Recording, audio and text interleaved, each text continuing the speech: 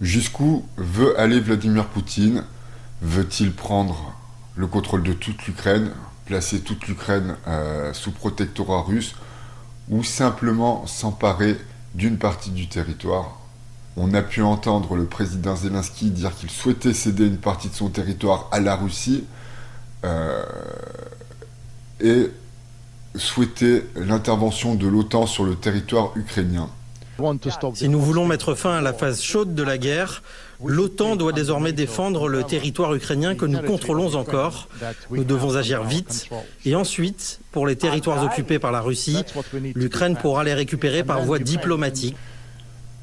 Alors évidemment, les territoires actuels que le président Zelensky souhaite céder aux Russes sont d'ores et déjà cédés.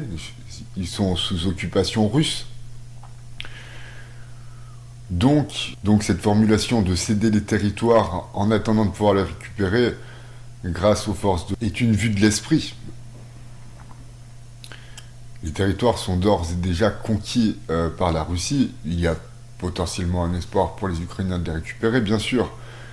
Mais le fait est que Zelensky en appelle encore et toujours à l'OTAN et il ne fait pas vraiment de concessions. Ce que peuvent dire les journalistes à propos d'un espoir de paix est assez mal interprété par rapport à la situation et aux propos qui ont été tenus par M. Zelensky. En fait, Zelensky utilise de rhétorique pour obtenir les faveurs de l'opinion et que l'OTAN déploie ses soldats en Ukraine pour bouter la Russie et Vladimir Poutine, hors de chez lui. Je pense que ceux qui disent que la Russie a d'ores et déjà gagné cette guerre ont raison,